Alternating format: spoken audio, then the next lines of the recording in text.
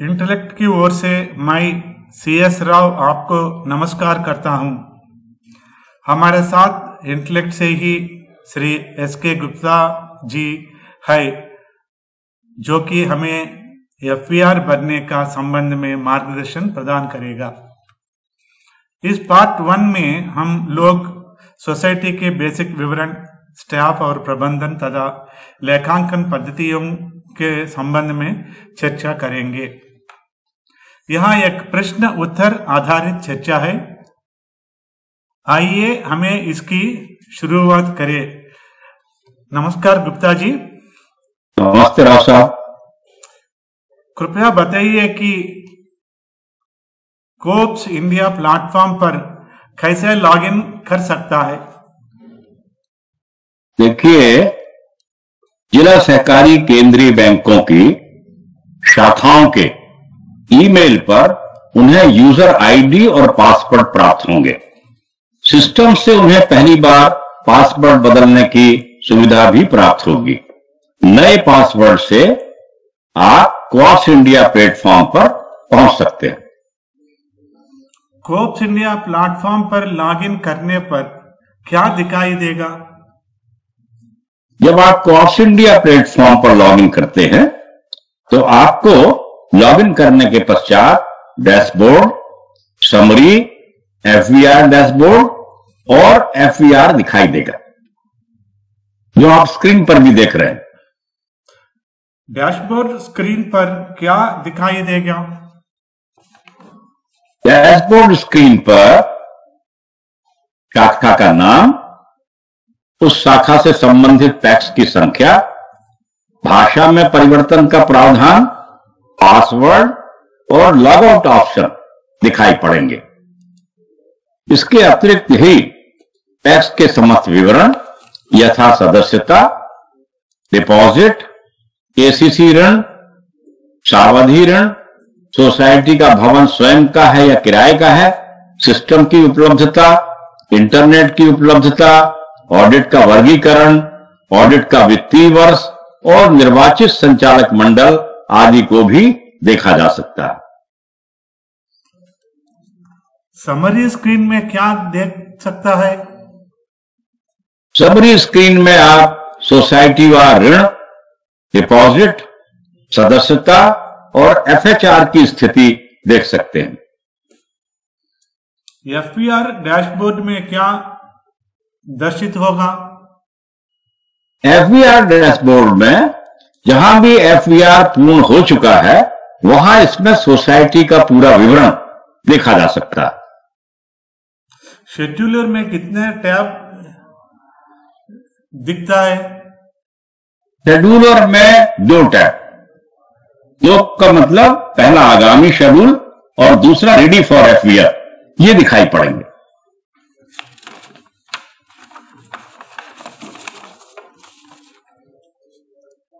आगामी शेड्यूल में क्या दिखेगा? देखिए, अपकमिंग शेड्यूल, जिसको हम लोग आगामी शेड्यूल कह रहे हैं, इसमें FVR का कार्य करने हेतु प्रस्तावित दिनांक और समय ये दर्शित होगा। इसमें यह भी दिखता है कि प्रस्तावित विजिट CO और सहायक पंजीयक के अनुमोदन हेतु लंबित है या अनुमोदन प्राप्त हो गया है, approved by CO and AR या पेंडिंग है, वो आप देख रहे हैं, दिखाई पड़ता है। अब कैसे आगे बढ़ना होगा? अब इसके बाद आपको ऐड न्यू शेड्यूल को क्लिक करते हुए सुपरवाइजर FVR की तैयारी के लिए विजिट हेतु पैक्स का चयन कर सकते हैं। शेड्यूल का नोटिफिकेशन पैक्स के CO के साथ ही संबंधित सहायक पंजीयक को भी दृष्टिगत होगा। जिला सहकारी केंद्रीय बैंक या राज्य सहकारी बैंक के शाखा प्रबंधक या सुपरवाइजर द्वारा प्रस्तावित विजिट शेड्यूल का CO और सहायक पंजीयक दोनों को अनुमोदन करना होता है। क्या विजिट को रीशेड्यूल करने का भी प्रावधान है? जी हां, कभी कभी ऐसी स्थिति बन सकती है, इसलिए CO या सहायक पंजीयक से अनुरोध प्राप्त होने पर जिला सहकारी बैंक या राज्य सहकारी बैंक के शाखा प्रबंधक या सुपरवाइजर एक्शन बटन को क्लिक करते हुए विजिट को रीशेड्यूल कर सकते हैं। रेडी फॉर एफवीआर में क्या दर्शित होता है? रेडी फॉर एफवीआर में आप देखेंगे सोसाइटी वाइज ऋण, डिपॉजिट, सदस्यता की स्थिति देखी जा सकती है। इसके साथ ही टैक्स की प्रस्तावित विजिट की सूची और एफवीआर प्रगति पर तथा अभी शुरू होने पर येट टू स्टार्ट ये स्थिति भी देखी जा सकती है। स्टार्ट एफवीआर बटन को क्लिक करने पर यह किस प्रक्रिया पर ले जाएंगे? स्टार्ट एफवीआर बटन पर जब आप क्लिक करते हैं तो इससे टैक्स एफवीआर डैशबोर्ड पर पहुंचेंगे। जिस बैंक सुपरवाइजर के इसमें टैक्स की बेसिक जानकारी, स्टाफ एवं प्रबंधन, लेखा पद्धतियां, सदस्यता, डिपॉजिट, ऋण प्रदाय, गैर साख व्यवसाय और हार्डवेयर आदि की जानकारी जैसी कि एफएचआर में भरी गई है वही एफवीआर में दर्शित होगी। एडिट बटन को क्लिक करने पर कौन सी स्क्रीन दिखेगा? जब एडिट बटन को हम क्लिक करते हैं तो सोसाइटी के बेसिक विवरण के स्क्रीन में सुपरवाइजर द्वारा 31/3/2023 की जानकारी आपको भरने की आवश्यकता है। आइकॉन जो पीला रंग में है उसको आशाया है। ये जो पीले रंग का आपको आइकॉन दिखाई पड़ता है, जब आप इस पर क्लिक करते हैं तो इस स्क्रीन को भरने के संबंध में आपको मार्गदर्शन के लिए प्रश्न और उत्तर आपको दिखाई पड़ते हैं। अगर आपके मन में कोई शंका है तो आप इसमें से आप मार्गदर्शन प्राप्त कर सकते हैं। क्या पीला आइकॉन बाद के स्क्रीन में भी दिखता होगा? जी हाँ, बिल्कुल। ये जो आपका सहायक आइकॉन पीला स्क्रीन है, ये बाद की सभी स्क्रीन में दिखेंगे। सुपरवाइजर एफवीआर में संशोधन कर सकेंगे? बिल्कुल, बिल्कुल कर सकेंगे। पेंसिल आइकॉन पर क्लिक करते हुए ऐसे संशोधन किए जा सकते हैं और इसके पश्चात सेव बटन को क्लिक करके ये संशोधन जो आपने किए हैं उनको आप सेव कर सकते हैं। और यदि डेटा को डिलीट करना हो तो डिलीट आइकॉन का उपयोग करके डिलीट भी किया जा सकता है। एफएचआर में सोसाइटी का बेसिक विवरण का सत्यापन कैसा होगा? एफएचआर में जो भी जानकारी भरी गई थी वो स्वयं ही एफवीआर में दर्शित होगी यानी पॉपुलेट होगी। इस जानकारी को सोसाइटी के जो बायलॉज हैं और जो संबंधित रिकॉर्ड है उससे सत्यापित किया जा सकता है। पेंसिल आइकॉन का उपयोग करके संशोधन कर सकते हैं और फिर सेव बटन को क्लिक करके उस जानकारी को सेव किया जा सकता है। एफवीआर में प्रबंधन और स्टाफ के विवरण संबंधी कौन सी जानकारी स्वयं दर्शित होगा? देखिए, पदाधिकारियों अर्थात अध्यक्ष, उपाध्यक्ष आदि और उसके साथ ही सीईओ और अन्य स्टाफ सदस्यों के नाम और फोन नंबर की जानकारी जो एफएचआर में भरी गई थी वो स्वयं ही एफवीआर में प्रदर्शित होगी।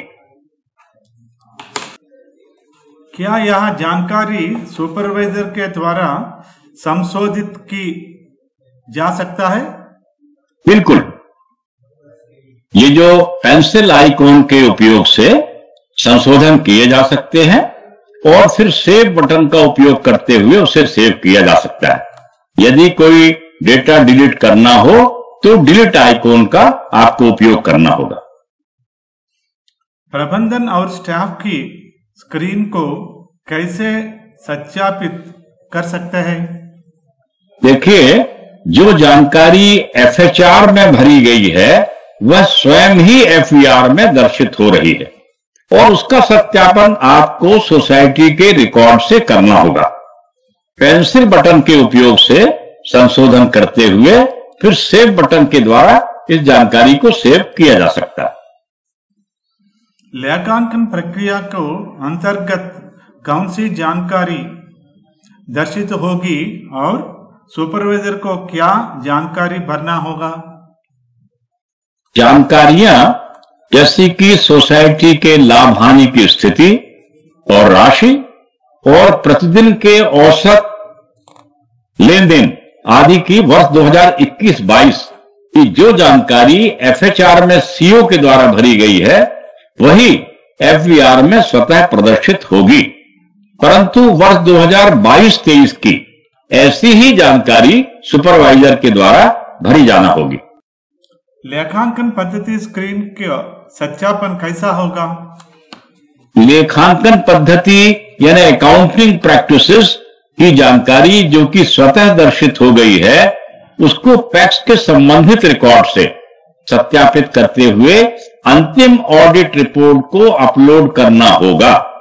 इसके पश्चात ही सेव एंड कंटिन्यू बटन के उपयोग से आप सदस्यता स्क्रीन पर जा सकते हैं। एफआईआर के तैयारी संबंधी इस वीडियो को देखने के लिए आपका धन्यवाद।